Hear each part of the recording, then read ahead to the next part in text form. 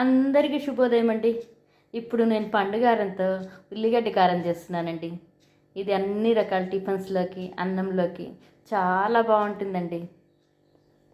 దీనికోసం మొదట కొబ్బరి ముక్కలండి ఒక అరకప్పు తీసుకోవాలి. ఒక పావు స్పూను జీలకర్ర, ఒక 2 తెల్లగడ్డ రెమ్మలు, సరిపడ ఉప్పు వేసి మిక్సీలో మెత్తగా గ్రైండ్ చేసుకోవాలండి. ఇవన్నీ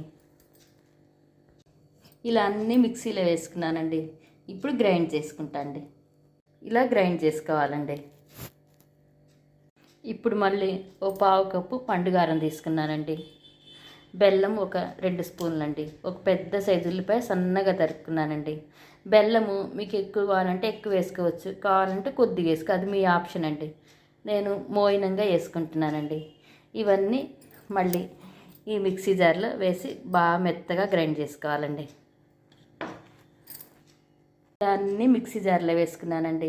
ఇప్పుడు మెత్తగా గ్రైండ్ చేసుకోవాలండి. కొద్ది నీళ్ళు కూడా వేసుకోవచ్చండి కావాలంటే.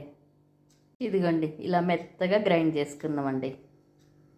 పైన 2 స్పూన్ల నూనె వేసుకొని ఆవాలు, జీలకర్ర, మినప్పప్పు, కరివేపాకుతో తాలింపు వేసుకోవాలండి. ఇలాగా చూడండి ఉల్లిగడ్డ కారం ఎంత చక్కగా రెడీ అయిందో పండుగారంతో.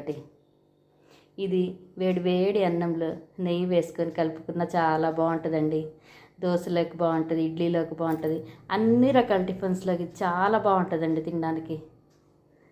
ఇది పిల్లలు పెద్దలు అందరు బాగా ఇష్టంగా తింటారండి.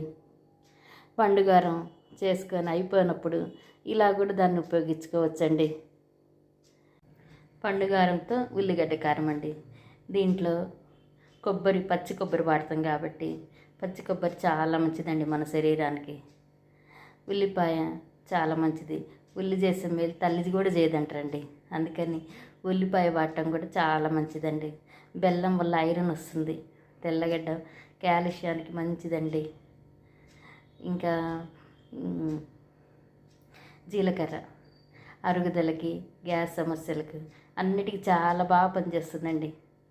దీంట్లో అన్నీ మన ఆరోగ్యానికి సంబంధించిన మంచి వస్తువులే వాడి చేసుకుంటున్నామండి.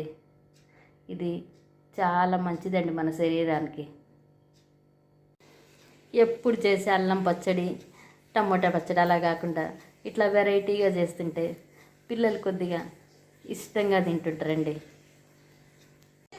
దోశలోకి ఈ పల్లీ చట్నీ, ఈ కారము, పండుగారంతో చేసిన కారం వేసుకొని కొద్దిగా నెయ్యి వేసుకొని తింటే చాలా బాగుంటుందండి.